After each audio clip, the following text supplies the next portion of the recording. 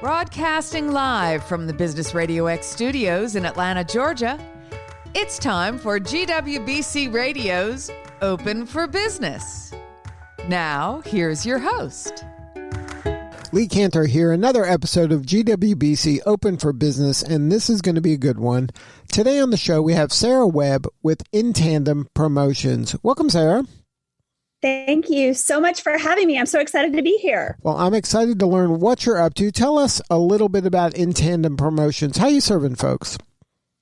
So InTandem Promotions focuses on creating those emotional connections through tangible products. And we do that through over 1 million different products in our industry. We leverage online capabilities, including online stores, employee recognition and fulfillment, and just having a fun, great time, packaging and all of the things. So what's your backstory? How'd you get into this line of work?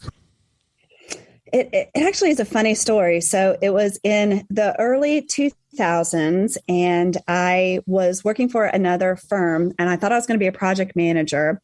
That company ended up laying off, and I found myself in going full-time in college, full-time in work, and needed to find a job. And so I faxed. Yes, I am that old. My resume. I know. Who does that anymore? I don't even have a fax machine. And I sent my resume to about 1 million different companies, and I ended up working for a promotional products business. And I had the pleasure of working there for over 15 years. I started out as an administrative assistant and then worked on some global accounts and just had a really great time. My first day on the job, I received a goodie bag and I was hooked ever since. So that happened. And then in 2013, I decided to go out on my own and venture into this crazy world. And I started InTandem Promotions at that time. Now, for people who aren't familiar, can you explain how the industry works, like promotional products? Like what is that? How are your clients typically using your services? Well, that's what I love about our industry is that there is no, you have to buy products this way and do it that way. We leverage name brands. So companies like Corksicle and Carhartt and even some of the other name brands like Marmot.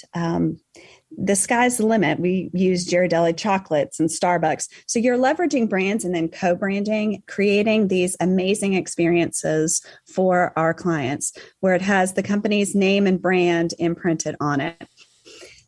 What's cool is that there are 1 million different products in our industry. So not only do we have retail, but we also have products that are produced and made all over the world globally. So Mexico, China, here in the US, all over. And what we do is we take the brand and then imprint the brand on the best form and fashion. What's cool about our industry and what's changed over the years since I've been in this industry is that it used to take forever. So when you think about it, there used to be camera ready artwork and you'd do the artwork and then you'd create this, create the product and there'd be a proofing process and it would take, this extensive amount of time. And now what's cool is that the technology has really changed how the industry goes to market. And so you're able to produce, one off of this fully beautiful custom speaker and have it produced, in a reasonable amount of time. And so I think that's some of the cool parts that have changed and updated over the years. And then also, how we go to market, packaging and fulfillment. So whether you're doing like a new hire kit, we really take a look at the demographics of who's going to be receiving that gift.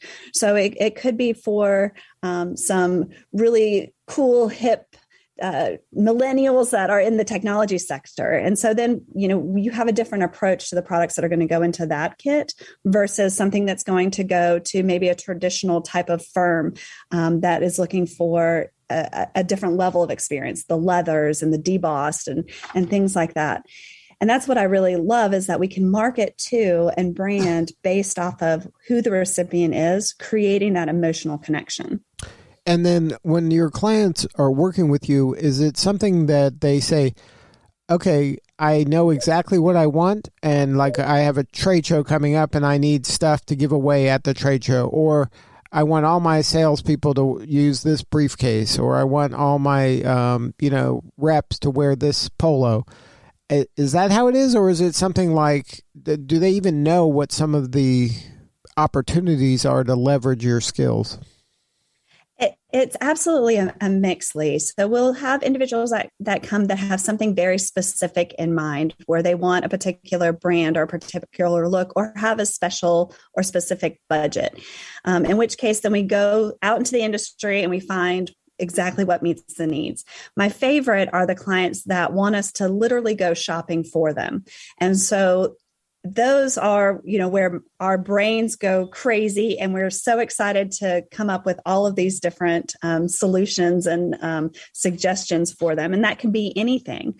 So, again, it just depends on what they're looking for and what their end result could be. So anything from, I have a budget of $30 a gift, or I have an upcoming trade show, what's something cool? We just had a trade show that was for the pipeline industry. So, and that's what's like really cool about what I do, is that we work with industries all over. So everything from, pipelines to technologies to law firms to CPAs, to the energy industry to car manufacturing. So it gives us an opportunity to really be the experts in what the recipient is looking for.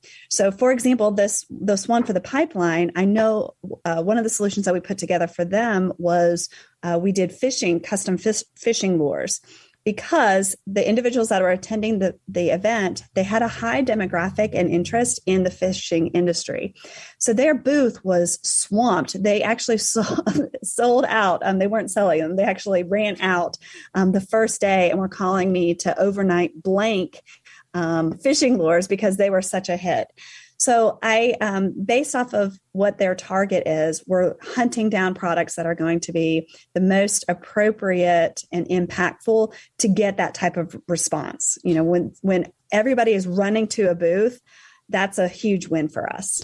Now, that's part of what separates you from others, right? Is you really get to know what the client, who they are, who their clients are, like a client's client thing, and they don't know what you know, and you obviously don't have the depth of knowledge of their industry, but together, when you're sharing and brainstorming and coming up with these ideas, you're going to come up with something that may not be obvious to either one of you until after you've had this kind of deep dive conversation to really understand them.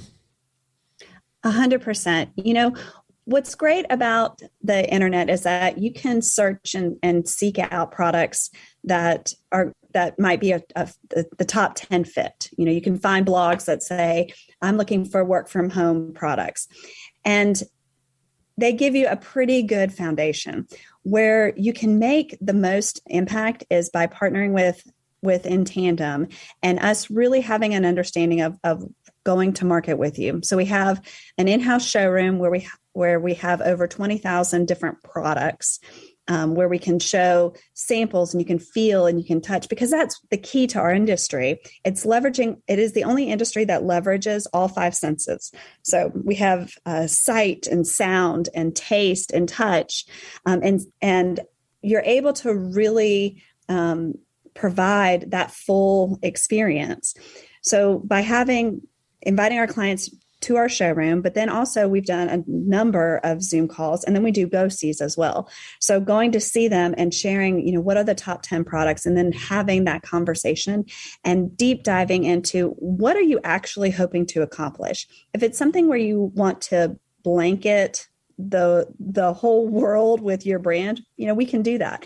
If you're looking to create an experience, then we can do that. But what is the ROI that you're trying to accomplish on this branded product? Because branded products have a tendency to stay around long after the event. I mean, just looking at my desk, and I'm in this business, but I have at least 20 different branded products. And I have, a speaker, I've got a Post-it note cube, I've got a pen, I've got a journal, and I can tell you when and where I received all of those items.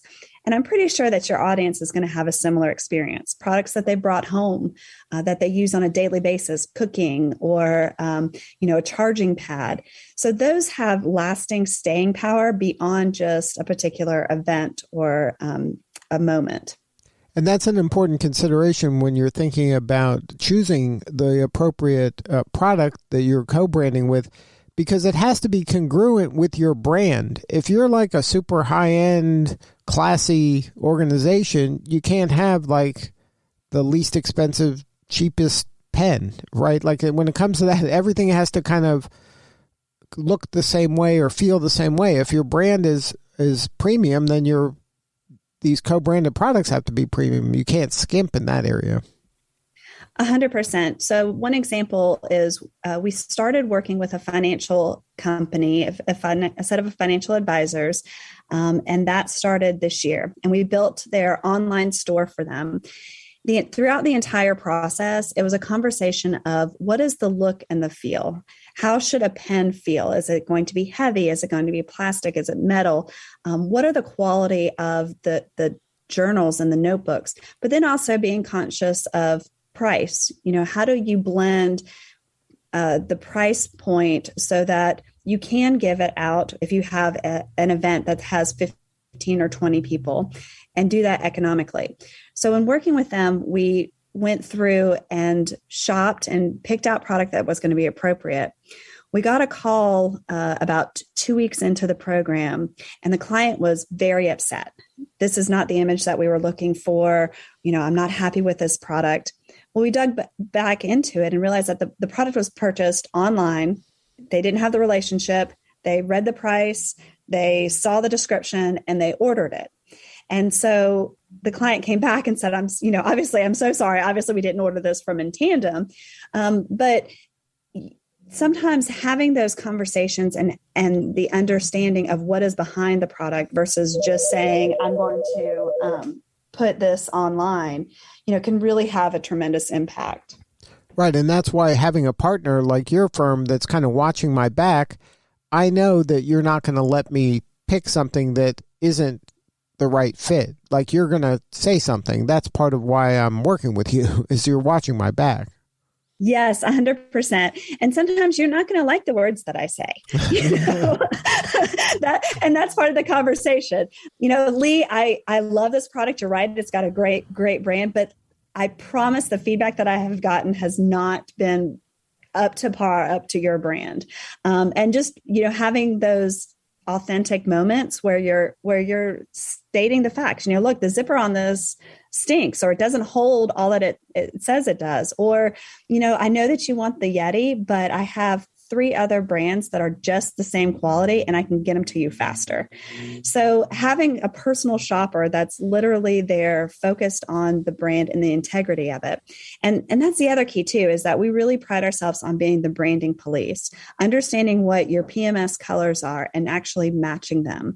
There's a lot of digital overlays and color changes. And then what is it going to be printed on? What is the background? When you're doing stitching, is the material going to come up through the logo? There's different techniques that you have to do beyond just embroidering a logo or slapping a logo on a product, because again, it has tremendous staying power. And that's the impression that they're going to have of the brand. And it's definitely something that we pride ourselves on in ensuring that the quality. One of the things that we do is we make sure that we receive one overrun of all of the products that ship out, so that if when we get it, we know what our client received. And there's some things that we can catch or stop after we've received it to help prevent any kind of concerns. So if, for example, if something's come off of the press and it's crooked, which you have a proof, you prove the proof, but things do still happen. There are humans and machines that are involved in this. And so if the imprint is crooked, that's a conversation I can have with the client before they've even received it, because I've received my sample first. And so there's opportunities like that and things that we do on the front end to make sure that every brand impression is going to be met with a positive response. Now let's talk a little bit about your journey into entrepreneurship. You mentioned that you started as an administrative role and it's obviously evolved into now a CEO role. Can you give advice to maybe these emerging CEOs or emerging entrepreneurs out there that are making a similar transition? Is there anything that you would like to share about that journey on maybe save them some scar tissue that you experienced? I've got a lot. I probably need surgery to remove all the scar tissue. I think a lot of things that I didn't know. I didn't know how to scale. So I was a salesperson. I started out as a salesperson. I knew the back end. So I assumed that I could just start my business and here you go. And, I'm just selling. But the role of the CEO is leadership. It's leading a team. It's training a team. It's developing the team. And yes, I do still sell, but the majority of my job is determining what direction are we going in, establishing partnerships, growing the company. And so a lot of things that I didn't do, were and included, I didn't have processes established. I've been doing this for so long that for me, it's inherent, it's innate, it's part of who I am. The processes are very clear because I've always done them that way. So creating processes and knowing, having that separation of what the next steps are. The second thing is that individuals cannot wear multiple hats. Some people are absolutely born and bred and they can manage and multitask. But in business, you really need to make sure that your team is not pulled in a million different directions and distracted. And that was one of the key challenges that I learned through in 2020 and then 2021 is really separating out role-specific responsibilities to ensure that the team wasn't, going crazy. And then the third thing I would say is just make sure that your team has an understanding of your vision. A lot of times in the entrepreneur role, you see things and you're driving the business, but your team behind you might not necessarily know what that looks like. And so you have the opportunity to really teach your team and let your team be part of what you are building as a company and organization. And those are three things that I didn't realize their importance until I didn't have them and until I actually did them. That's great advice. And as we end this year, how does 2022 shape up for you guys? I'm really excied. I name all of our years. So this in 2020. What was this year? Do you name it before the year? Do you name it ahead of time? Believe it or not. So 2020, it was the year of intention, which 100%, it turned out to be the year of intention because I had to be intentional in all of the actions that we were going through. 2021 was the year of traction. So our focus was on building out the team, separating out processes. And then we've expanded into overseas. So we're now in London, and then we'll be expanding into Birmingham in 2022. And so I think, with that and naming our years, 2022 will be our year of onward. So this past year, our focus again was just on making sure that we had the strong foundation so that we could move forward. So 2022, now that we've done a lot of hard work, I'm excited about what's to come because hopefully the supply challenges are going to not be a situation. My team is going to feel like they can breathe again. And then as we continue to grow and expand, I'm excited to be able to do more for them and then for the industry as a whole. Now, speaking of which, where you're having kind of, I don't want to use the word balance because I know a lot of people don't like to create or use the word balance in terms of a life because it's so difficult. How do you help lead your clients, your people, yourself when it comes to all of these different things pulling on you and requiring your attention? I think the biggest thing for me is that is to not listen to the voices, to make sure that I don't give in to fear. That has been a challenge, especially during all of the uncertainty that the past 2 years have brought. And just really allowing the fear to wake me up versus shutting me down. And with that, if I can stay the course and not be distracted, being consistent has been the key. So waking up at the same time every day, going ahead and getting my workout in the mornings, every morning, doing my, preparing for the day accordingly, and then really making sure that my team and everyone knows when I am available and then when I'm not available. And when I'm not available, that doesn't mean that, if there's a fire or something going on that we can't address it, but it does mean that I need to block off certain times of the day to manage what is going on so that I can be a better leader for the team. So whether that's, doing quotes or that's, finalizing contracts or whatever the case may be, they know that there's certain times where I'm just simply not available. But then also making sure that the team has been trained up, that they are autonomous and are able to handle what is going on so that we're not running around with fires happening, and that they feel confident enough in what their day should look like to be able to run and manage their roles and responsibilities accordingly. And it's like you said earlier, having these processes in place kind of makes things a lot easier for everybody because there's a way we do things and everybody knows the protocol. And then you're prioritizing things by blocking time on the calendar. And that's your process to make sure the important things are getting done. So kudos for you for creating such a wonderful environment. Well, we're having a lot of fun. It has definitely been, we've had our highs, the highest of highs. This is what I tell anybody coming in. It's going to be the highest of highs and the craziest of crazies. But, just trying to find that opportunity to leverage and balance is the key for all of this. Now, talk about GWBC. Why was it important for you to get involved with that organization? Oh, it was definitely tremendously impactful for us. So as soon as I was eligible, I think we had to have a year's worth of sales. As soon as we were eligible, we were signing up because, number one, I don't know anything. I started out in sales. I wasn't going to be an entrepreneur. I wasn't going to be a CEO. I had no idea what I was doing. And so having the friendships and the connections that we've made through GWBC has been tremendously impactful. The learnings, the trainings, the events, the networking, all of that. Through the pandemic, that really enabled us to continue to move forward because I knew that I wasn't in it alone, and what I was experiencing, so was someone else. And so together we were able to help manage the situation and move forward successfully. And then in addition to all of that, just the tremendous opportunities, like we've got a client that we received because of our certification.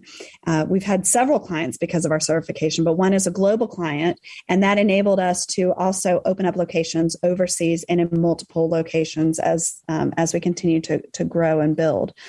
So the GWBC has been a tremendous impact, and so much so that we are also now have our certification with WeConnect, which is also a sister company to GWBC. So the global impact of having the certification, the support, and the family has really enabled us to continue to move forward.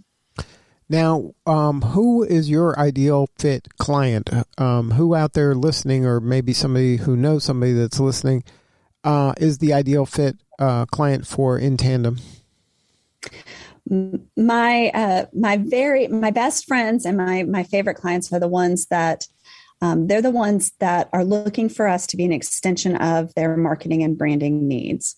So a company that has usually multiple locations or has a sales team where they're needing branded merchandise and products, and we can help in all avenues, whether it's with your HR, your uniforms, your new hire gifts, anything for your online stores, your trade shows and events, or just some employee love. We work with businesses that are small, medium, and large, domestically, globally, and nationally. And that's really what gives us our special sauce, is that we're familiar with a variety of different industries. So in terms of different verticals and target audiences, we're able to support your many needs. Well, if somebody wants to learn more, have a more substantive conversation with you or somebody on the team, what's the website?